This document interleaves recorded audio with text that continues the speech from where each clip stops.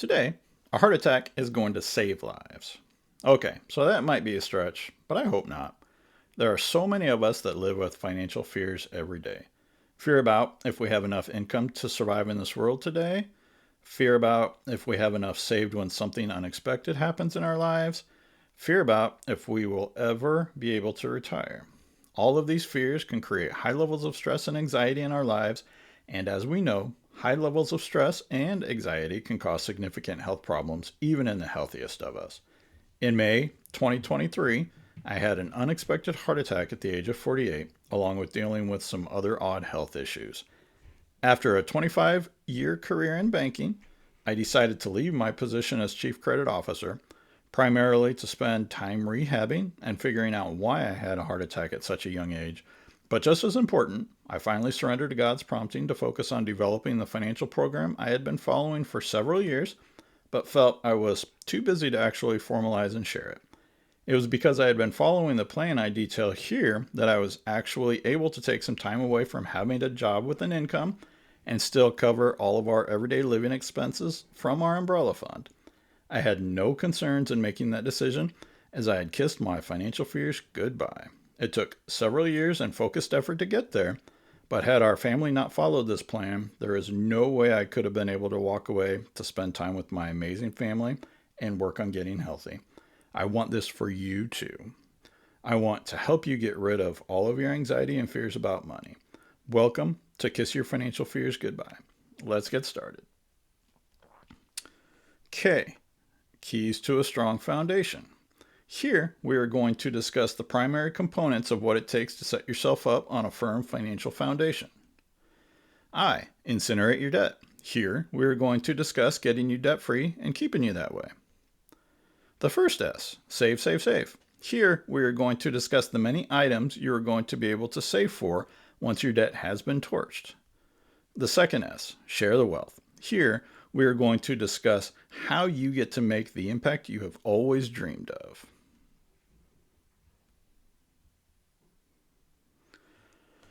What you should know before we begin. First off, the amount in your bank account does not define you. Your character, how you treat people, how you treat yourself. Those are what define you, and those shouldn't change regardless of your income or the balance in your accounts. Others may choose to treat you different based on these two things, but true friends and family will love you regardless of your financial picture. Make sure to surround yourself with plenty of these true friends and family. You are not your neighbor. Just because your neighbor comes home with a new SUV pulling behind it a brand new boat doesn't mean you need to try and keep up. Could be that your neighbor is leveraged in debt up to their eyeballs and is one small rainy day away from bankruptcy. Or it could be they have built a strong financial foundation and are able to pay cash for it all out of a significant abundance. Either way, it doesn't matter, as you are going to work with what you have and only worry about your situation. There is no need to compare yourself to others. That can only lead to either disappointment or unhealthy judgment. This is not rocket science. You don't need an advanced degree to figure this out and make it work in your life. Anyone can do this. I truly believe that. I have seen it work time and time again. I know you may have concerns on how you're going to send your financial fears packing. So I'm going to let you in on a little secret. There is a magic pill. It's called discipline. All of what we are going to talk about revolves around being disciplined with your financial decisions. You make financial decisions every single day. Every decision you make on what you do with your money should run through the filter of both your short-term and long-term financial goals. This can be as basic as when you want to buy a soda or coffee every morning for that caffeine boost, or as complex as when you're considering buying a car or a house. Anytime you are going to be parting with your hard-earned money, ask yourself, does this align with the financial goals I have set for myself? And if it doesn't, then exercising discipline when making your decision is key to tossing your financial fears to the wind. This all starts with establishing a budget that aligns with your goals and sticking to it, which we will talk about later. This is actually a pretty simple concept. Establish your goals, Line up your plan with these goals and stick to the plan. Simple? Yes. Easy? Nope. Don't confuse simple with easy. I'm not going to lie. Even though the concepts behind this is simple, it won't be easy. There will be so many times that you'll want to stray from the plan because it is getting too hard. This is where the magic pill of discipline comes into play. If you exercise discipline in your everyday financial decisions now, then you will be kissing your financial fears goodbye sooner than you can ever imagine.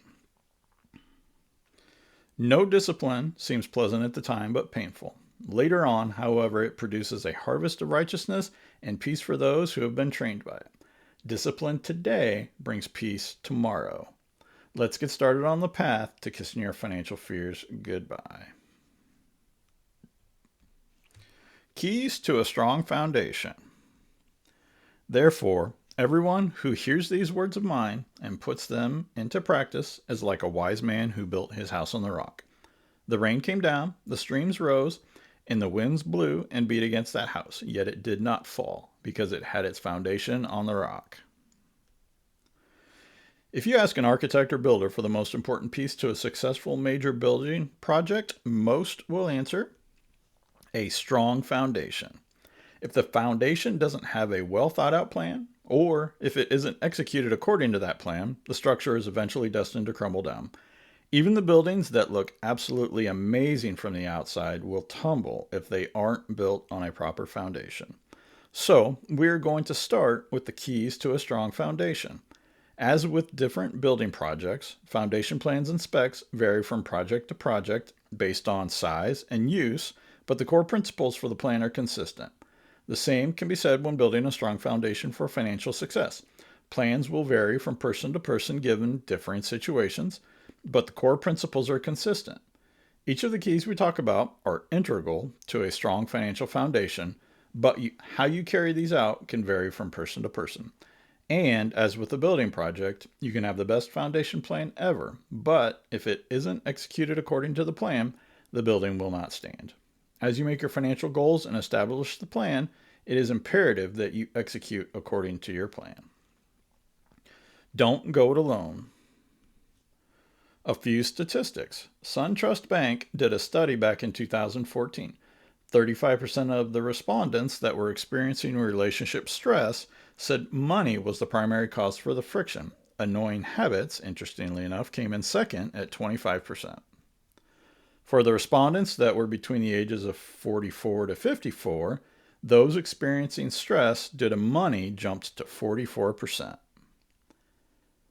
34% of the respondents said they were the saver and their partner was the spender, while 13% said the reverse. That means 47% have different spending and saving habits. 36% said they don't consult their partner about their spending, even on large purchases. Ally Bank did a study in 2015. 55% said having a strong budgeting and saving strategy is the most appealing money-related quality a partner can have. 75% said that it is highly important to them that they find a partner with a similar approach to budgeting and money. Creditcards.com ran a poll in 2015. This poll noted that 1 in 5 have spent more than $500 on a single purchase and not told their partner. 6% of the respondents keep secret bank accounts or credit cards. Why am I sharing all of these stats with you? If a house is divided against itself, that house cannot stand. There are way too many households that have divided financial philosophies and or hidden financial agendas. As Mark 3:25 tells us, a house divided against itself cannot stand. This next section is geared mostly for married couples, but for my single folks out there, don't check out. Much of what we will discuss in this section will apply to you as well.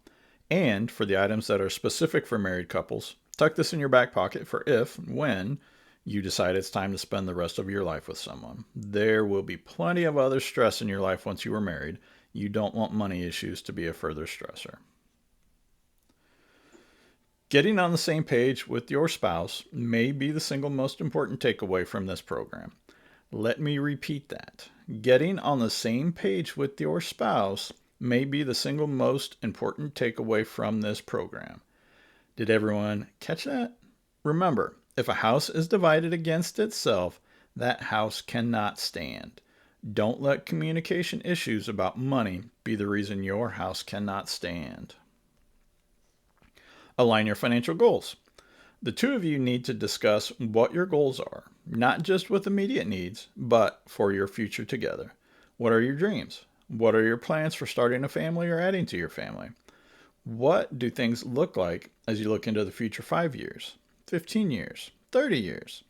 Then that all comes back to, how are we going to get there? What steps do we need to take today to make all of our dreams come true? There will most likely be differing opinions when you do this exercise. Make sure this isn't a winner-take-all exercise. The word here is align. This will take open communication from both sides. Compromises will need to be made. Make sure to play fair. You guys are a team, and this needs to be a team effort. We are going to talk about doing a budget in a few sections. It is imperative that you sit down and do the budget together every time. You can certainly have one person do the heavy lifting by entering the budgeted numbers and monitoring it, which I'm a spreadsheet nerd and love doing this. But it takes both of you to come up with the budgeted allocations each time. Obviously, there are going to be fixed expenses each month that won't have flexibility, but anything beyond the fixed expenses should be discussed and agreed upon. There is a tendency for the spouse that makes more money to take over these conversations, but remember, this is a partnership and should be treated like a democracy, not a dictatorship. There should be equal input into what goes where for each allocation.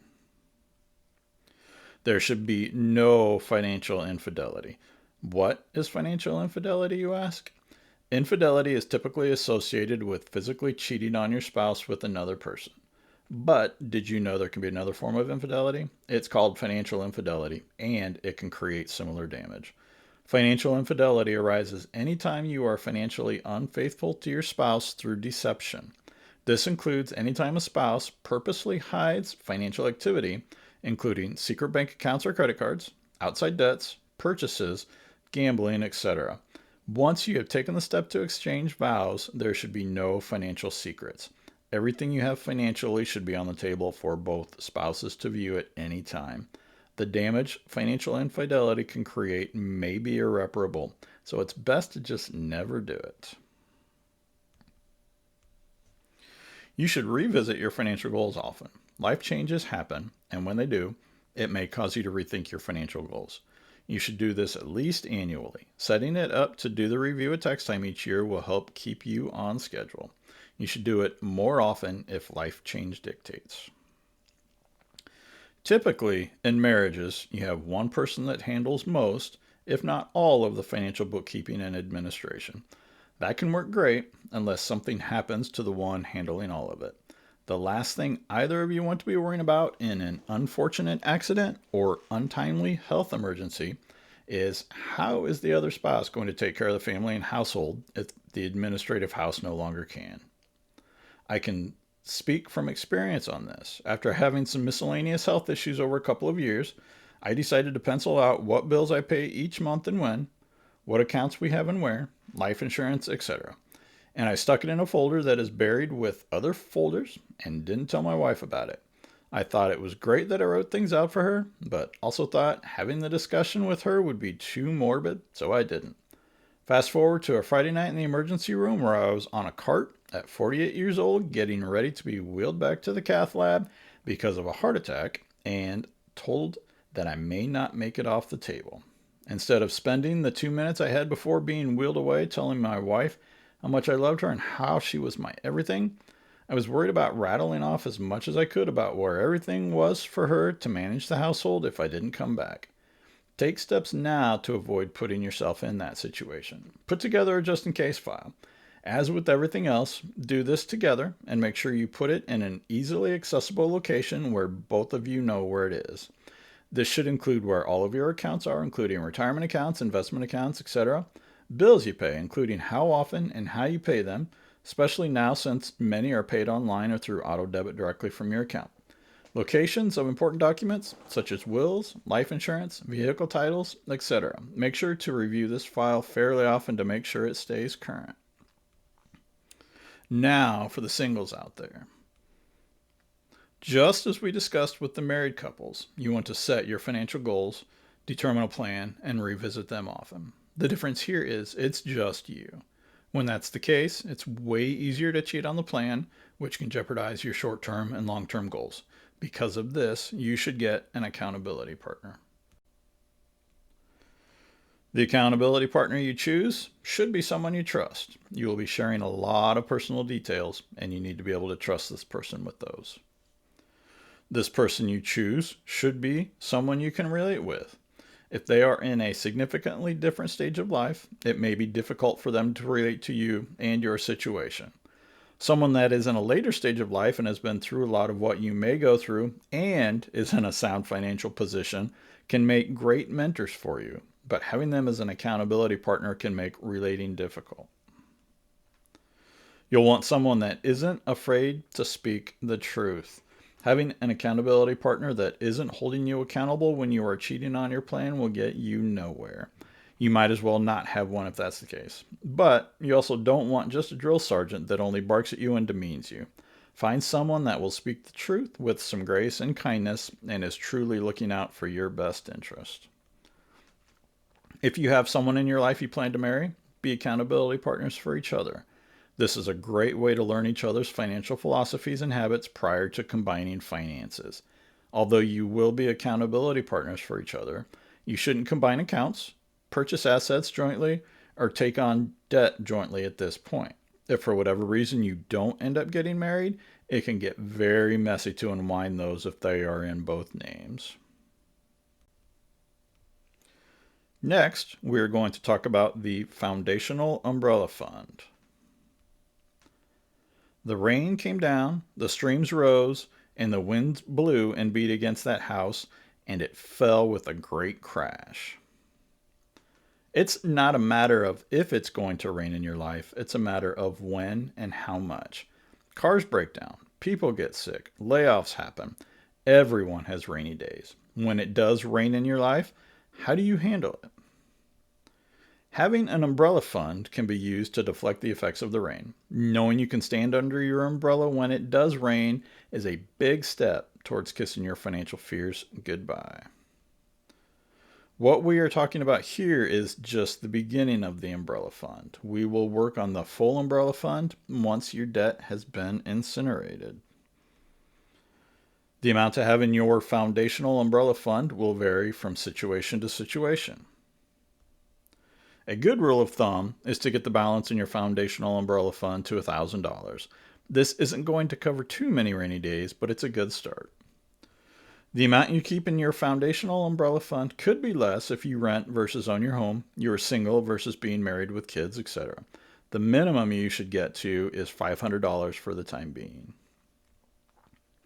Regardless of what your goal amount is for the foundational umbrella fund, you should get that amount in your account before you start to incinerate your debt. One of the primary reasons for having the umbrella fund in place is to eliminate the need to take on more debt when you do have a rainy day. You should try to get the foundational umbrella fund to your goal amount through your normal monthly income within 2 to 3 months by making it a priority. When I say priority, I don't mean skipping payments on bills or not feeding your kids. Priority means only paying minimum payments on what is due and no extra purchases beyond necessities. The sooner you get this done, the sooner you start incinerating your debt. And the sooner your debt is gone, the sooner you will have all kinds of extra flexibility each month. If getting to your goal isn't possible through your normal income in 2 to 3 months, or you want to expedite the process, then there are multiple things you can try. Sell something or several things. There are so many different ways available now to sell extra items you have laying around the house. Get a part-time job or a side hustle. Getting some additional income can help speed up this process and can also help when you get to incinerating your debt. Now, don't read into this that I'm advocating more work time and less family time, as I am way more of a fan of family time. But this is an option if you're wanting to expedite the process through additional income. Find a way to cut monthly expenses. We will go into more detail about how to do this when we discuss the budget process. Do not borrow to reach your goal. That completely contradicts why you were building up the umbrella fund in the first place. Also, don't use credit cards to pay for other items while you were building up this fund. I would prefer it takes you a little longer to reach your goal instead of you increasing your debt balances to reach it.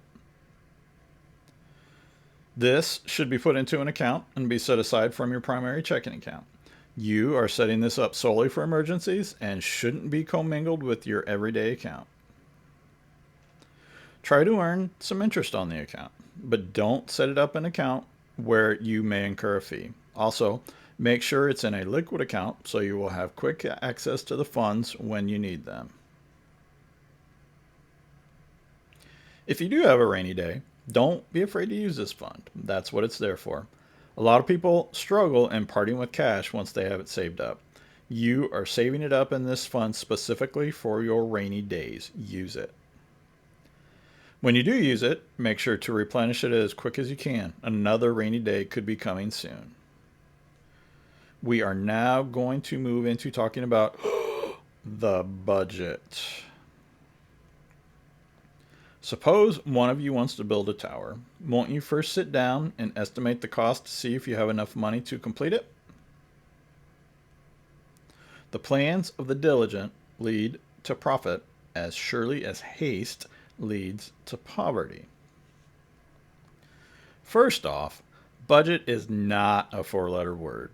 It seems society has placed a negative stigma on the word budget.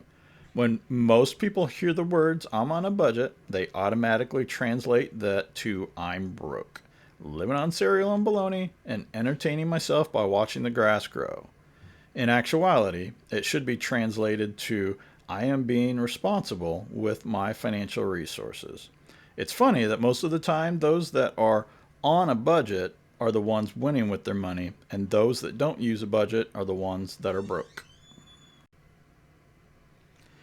It doesn't matter if your income is $1,000 a month or $100,000 a month.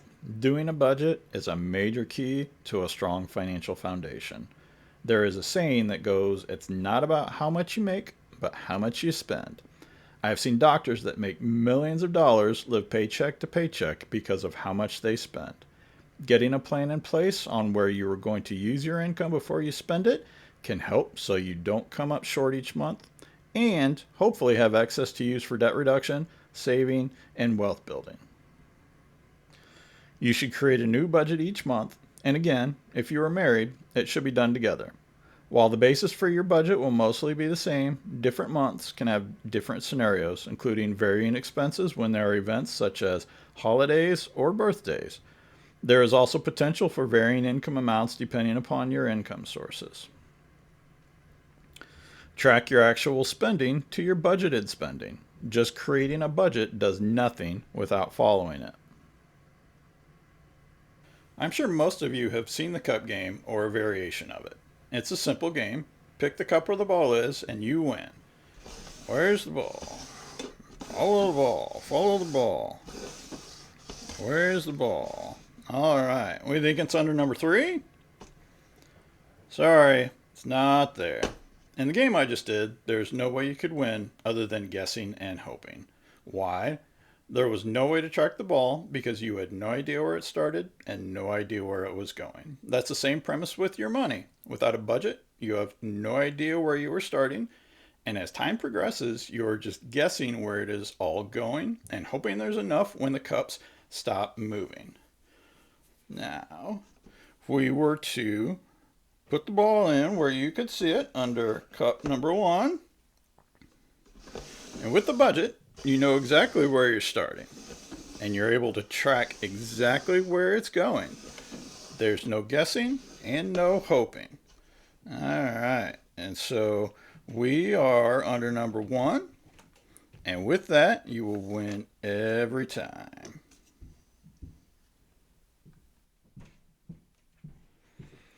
So, what is a budget?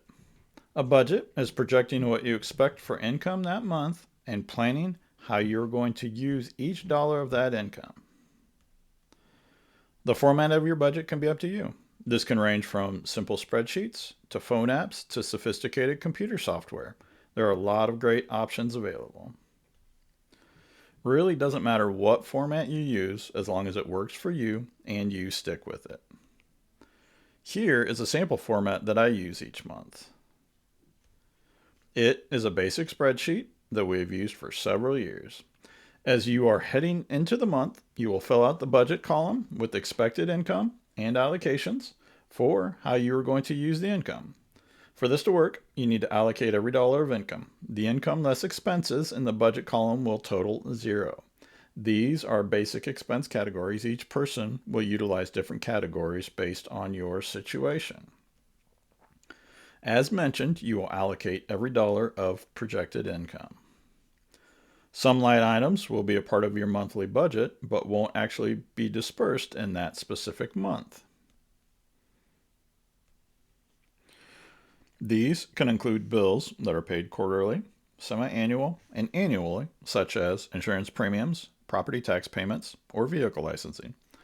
For the monthly allocation, you will take the amount that will be due and divide it by the number of months in the period it covers. For instance, if you have a semi-annual insurance premium of $1,200, you will take the $1,200 divided by the 6 months for a monthly allocation of $200. Plan for events, such as holidays, vacations, birthdays, big parties, etc. To determine the monthly allocation, estimate the total you want to budget for the event, and determine the number of months until you need to pay for the event. Take the total amount you will budget and divide that by the number of months. So let's say you're going to budget spending $500 for Christmas, and assume you start saving in January and you want it to be ready by the end of November. You will take the $500 divided by the 11 months for a monthly allocation of approximately $45. Larger purchases and expenditures you are saving for. This can include appliances, vehicles, home improvements, etc. Similar to the plan for events, you want to estimate the total you want to spend for the purchase or expenditure and divide it by the number of expected months you will be saving for it. That will be your monthly allocation.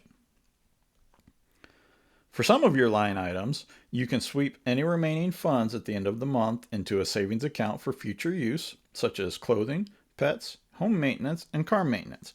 These are categories where you may have a sporadic expenditure in the future that end up being more than what you typically budget in a month. Once you reach an amount in the savings that you are comfortable, you may lessen your monthly budget allocation and deploy that allocation into something else. Keep track of the separate designated amounts in your savings account. Here is an example of a spreadsheet of how to track the different designated amounts in your savings account. When you need to use cash from one of the funds, you can either use it directly from your savings account or transfer it into your budget for that month. For many of the line items in your monthly budget, if you have remaining funds at the end of the month that you didn't spend, you can apply those to the umbrella fund if you are still funding that, reducing debt, or other items that we will get into later. Here's what the monthly budget example that I use would look like at the end of the month. The blue column represents the actual amounts spent for the month. These would be entered as you spend them so that you can see the remaining for the month in each line item at any given time in the green column. If you have any remaining amounts at the end of the month, then you would determine what to do with those amounts based on what we discussed in the previous few slides. There will be times that you go over on a line item. If that happens, and it will, you can adjust on the fly and take away from the budgeted amount of another line item. This will happen quite often in the beginning as you learn your monthly spending, but should happen less and less as time goes on. One of the things that may help with this is, prior to starting to live on your budget, track and document your spending for 30 to 60 days. You should track where you spend every last penny. That will help you create your first budget. If you have a pretty good idea on where you spend your money, then jump right in and start creating your budget. When you do need to make adjustments, make sure the total expenses still equal your projected income. Otherwise, it can throw off other categories and you could end up being short overall for the month. While doing your budget, this is a great time to review your spending habits. Does your spending align with your financial goals? If your goal is to become debt-free in 4 years, and that will take a lot of your excess income, but you eat out every night and have 8 different streaming services, is your spending truly aligning with your goal? Are there areas where you can eliminate unnecessary spending? Similar to the example in the previous bullet point, are you eating out way too much? Is there excessive spending on your habits or hobbies?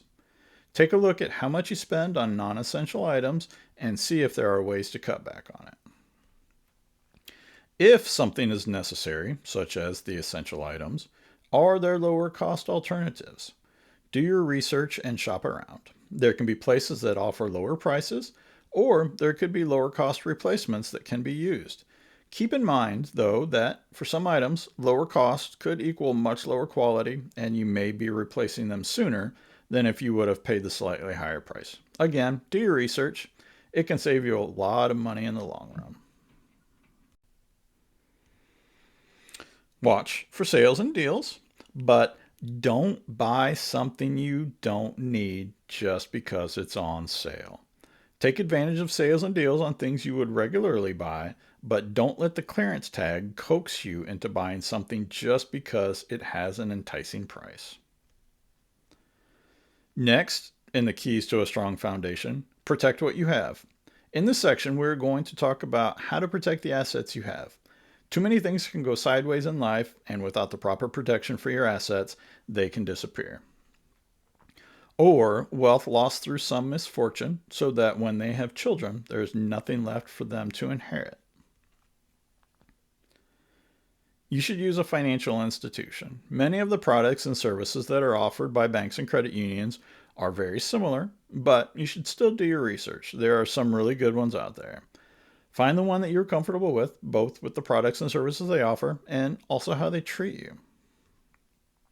You'll want to have a checking account. This will be your primary household operating account where you will pay your bills out of.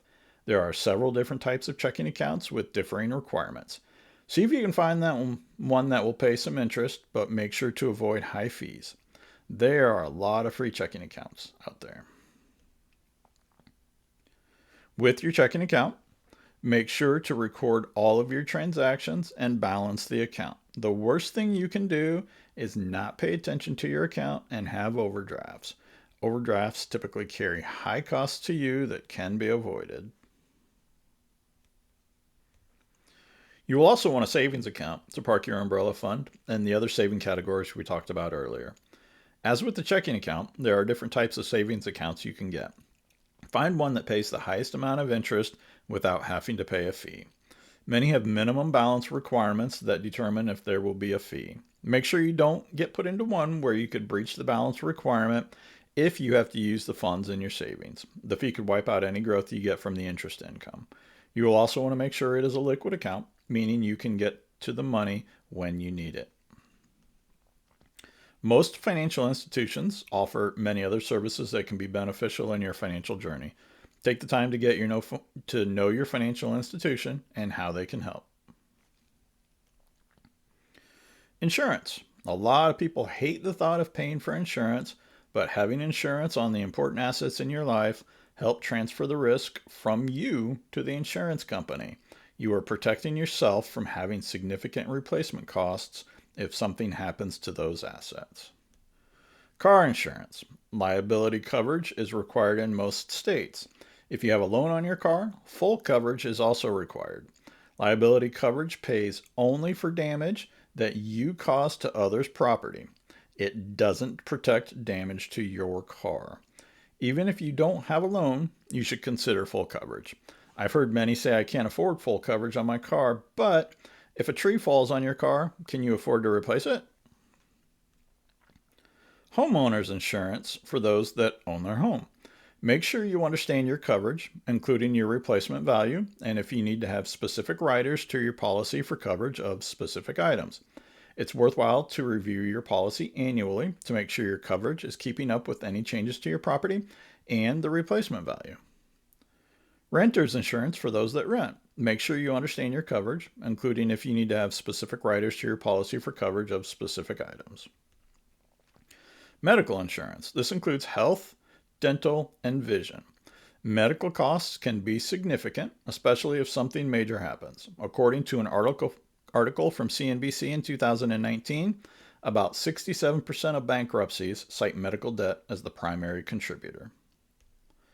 Disability insurance. This includes both short-term and long-term disability. Although most don't recognize it, the ability to work is the largest asset we have during our working years. For many of us, if we lose our income, our world can spiral quickly. Having short-term and long-term disability insurance helps to protect losing your income in the event of not being able to work due to a disability. Typically, this replaces only a percentage of your income, but this, coupled with an umbrella fund, can help you get through temporary setback due to any disability. Long-term care insurance. For many of us, the need for long-term care seems too far off to worry about. But after working hard all of your life and creating significant wealth, you don't want to see it all disappear to the long-term care providers. Long-term care insurance can help protect your assets from the long-term care providers if you ever have to go into it. Life insurance. This is going to be used as income replacement in the event of an untimely death of the primary wage earner. A term policy is typically the most money-conscious option for this. Ideal coverage is approximately 10 times your annual income, depending upon your family and financial situation. And for those that get life insurance as a benefit through your job, you should strongly consider getting insurance outside of this as well. I found that out the hard way. When I left my job after the heart attack, I lost the life insurance that was through my employer. And with a heart attack on your resume, it can be very expensive to replace that lost insurance. Now we move on to the I in the Kiss Your Financial Fears Goodbye. Incinerate your debt. The rich rule over the poor, and the borrower is slave to the lender. In order to get yourself out of debt, you must first avoid taking on more debt. Much of what we talked about in the Keys to a Strong Foundation section is directly tied to setting yourself up to eliminate the need to borrow another dime. The Foundational Umbrella Fund was put in place to be able to use for cash emergencies instead of having to borrow for the rainy day. Doing your monthly budget and following it keeps you from running short and having to supplement your spending with a credit card. Once you have these two keys solidly in place, you should consider cutting up any credit cards to avoid the temptation. You should be able to use your debit card in most circumstances. It's not as popular these days, but I remember seeing this when I was growing up. Churches and nonprofit organizations used to hold mortgage burning ceremonies where they would literally light their paper mortgage on fire and watch it burn in celebration of paying off their real estate loan. It was a pretty awesome and amazing sight watching them celebrate getting the debt that was hanging over their heads burned to ash.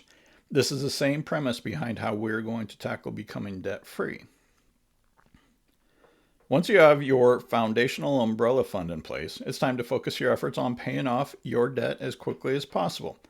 The debt you built up was based on your structure being done on a poor foundation. Time to burn that to the ground. In this case, when I reference debt, loans, and credit cards, I am referencing any loans and credit cards that aren't your first mortgage loan on your house. We will talk about your first mortgage home later. There should be a specific line item in your budget for your loan payments. In the beginning, you're going to pay the minimum payments on most loans and credit cards. The exception is going to be the one with the smallest balance. Everything extra available in your budget is going to go towards paying this loan or that credit card off quickly. This is the kindling to start the fire. Once that first loan or credit card has been paid off, then you're going to take what was being paid to that loan or credit card each month, along with any extra that you can, and start paying that towards the next lowest balance loan or credit card. And we're going to watch the fire take off. You're going to keep doing that with each loan and credit card. You might want to take a step back, as it's going to get pretty hot as you watch the fire grow until all your loans and credit card balances have been turned into ash. I often get asked, what's the best way to get a good return on my money? My response? Get your loans paid off. Let's say you have a $10,000 credit card where you're paying a 15% interest rate. With that, you are paying $1,500 per year in interest. When you pay this off, that will be $1,500 per year right back in your pocket. Instant return. As much as I would like to advocate to avoid taking on new debt, I also live in the real world and know that sometimes there may not be much of a choice other than to borrow for something. Here are some examples. I need a car to get to work. Can I take out a car loan? Yes, but just because you can afford the payment doesn't mean you should take out a 72-month loan to buy a more expensive car. Car dealers are great in selling a payment. Don't fall for it. Try to stay at 36 months or less and pay it off as soon as possible. And don't lease a car. Our goal is to own the car outright, to not have payments in the near future. Leasing is just renting. I have a 401k through my employer and would like to borrow from it to pay for my daughter's wedding. Should I do it? Nope. While you are basically borrowing from yourself and paying yourself back, if you leave the company, either on your own or because of termination, the amount is either due in full or could be hit with retirement distribution taxes and penalties, and that can be quite expensive. My family is expanding and we would like to buy a house. Can we take out a home loan? Yeah, but you should try to put at least 20% cash equity into the purchase, meaning getting a maximum loan of 80% of the purchase price of the house, and work towards a maximum amortization of 15 to 20 years. We're going to look at a real life example of someone buying a $200,000 house and trying to determine which loan to take. The first loan is done with a 5% down payment and a 30-year term. Using a 6.50% interest rate, you're going to pay a total of $242,335 in interest over the 30-year term. The alternate option is to do a loan where you pay 20% down and do a 20-year term. Using a 6.125% interest rate, the shorter the term, typically the lower the interest rate. It would bring your total interest paid to $117,886 over the term of the loan. That's an interest savings of about $125,000 over the life of the loan when comparing it to only putting 5% down and doing a 30-year loan. That $125,000 can go a long way towards building wealth and kissing your financial fears goodbye. I have several credit cards with higher balances. Should I take out a home equity loan to consolidate the balances? Nope. Your home's equity is not lottery winnings. Property values can shift, and you could end up being upside down on the amount owed versus your home's value. In addition, if for some reason down the road you can't make the home equity loan payment, the bank can foreclose on your house. They won't do that on missed payments on unsecured credit cards.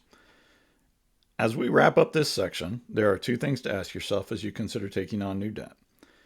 One, is this going to overextend me, causing me to struggle to make the payments and afford my other living expenses? You can get approved for a loan, but that doesn't necessarily mean you can afford it.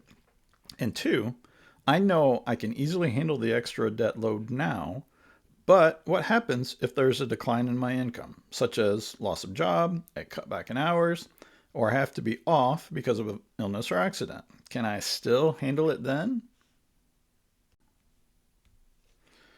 Now, on to the first S in Kiss Your Financial Fears Goodbye. Save, save, save. Go to the ant, you sluggard. Consider its way and be wise. It has no commander, no overseer or ruler, yet it stores its provisions in summer and gathers its food at harvest. Now that all of your credit cards and loans are paid off, it's time to start steering funds towards several areas of savings. This can be done before and in conjunction with getting your home mortgage loan paid off early. As with the debt incineration, there should be line items in your budget. There are multiple areas for saving. The following are some examples, and in really no particular order. The first one up, the umbrella fund. You should try to get the balance in your umbrella fund to somewhere between 3 and 6 months of expenses. Just like we talked about with the foundational umbrella fund, let your situation dictate if you go higher or lower with this. It's important to remember this is used only for emergencies. We will talk about other savings categories to be used for non emergencies. You should replenish it as soon as possible after you use it. Next one up, saving for larger purchases. These are going to be pretty major expenditures that will take some time to save for. Set a goal for an amount and time frame for the expenditure and divide that into your monthly budget. These can include cars. If you want to avoid having to take out a car loan in order to purchase a car, saving for this is important. Again, set the goal for how much you want to spend and when, and start saving for it each month. Appliances and/or furniture. We know that appliances and furniture are built these days so that you have to replace them every few years. Get a replacement fund going so when that time comes, you can pay cash and not have to put it on a credit card.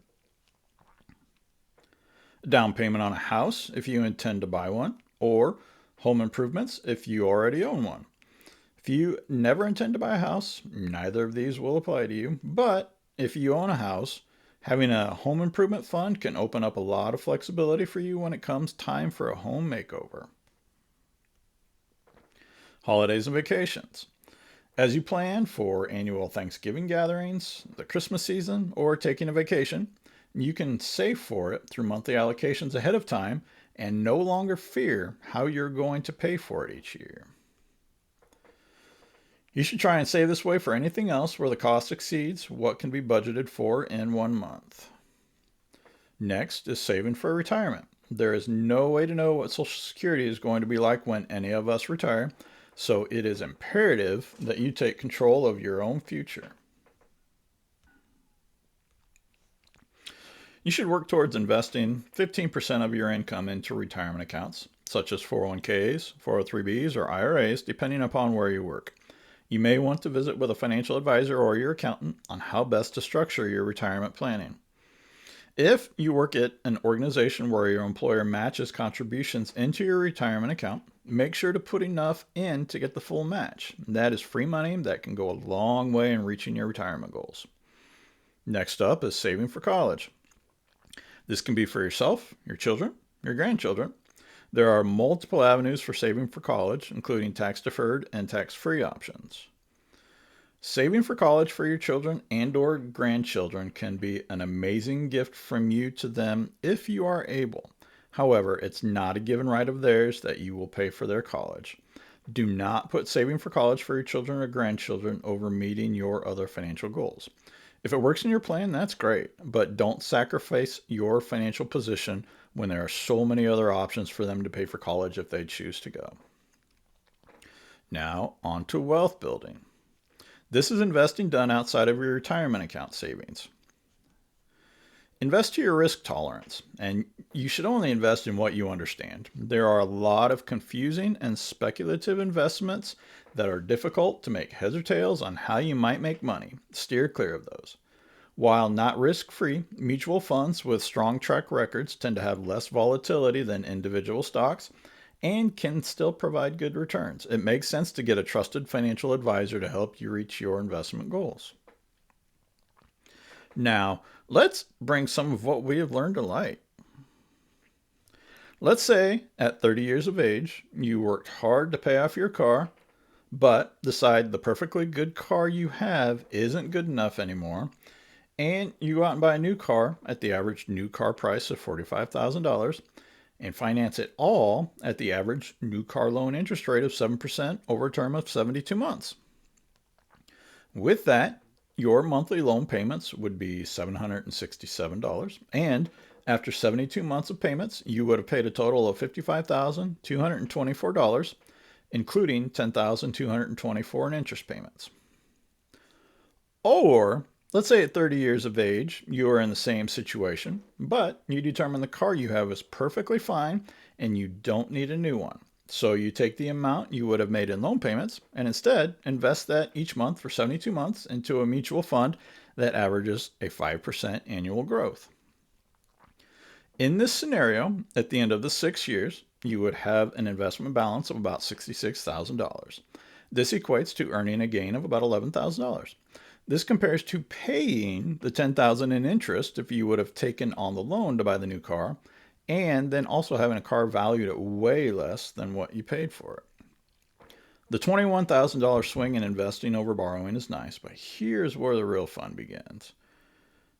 At 50 years old, the investment you made during those 6 years would now have a value of $130,150, assuming the same average 5% growth rate. And at 60 years old, the investment would have a value of $212,000. Taking the original $55,000 you would have made in loan payments over the 6 years on a car that probably wouldn't even be running by the time you were 60, and instead turning that into $212,000 seems like a pretty good trade-off to me.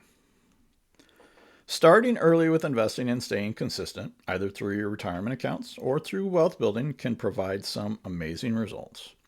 Let's use similar numbers from the previous example we discussed. If you started investing that $767 per month, like we talked about, but you started that at age 25 and continued it each month until you were 55 years old, at age 55, you would have a whopping $640,000 using the same average annual return of 5%. But if you are able to get your annual rate of return up to 8%, which is very achievable, your balance would jump up to $1,126,000. The sooner you get your foundational umbrella fund in place and get your debt incinerated, the sooner you could be on the way to becoming a millionaire. And now for the second S, and also the most exciting part of kissing your financial fears goodbye: share the wealth.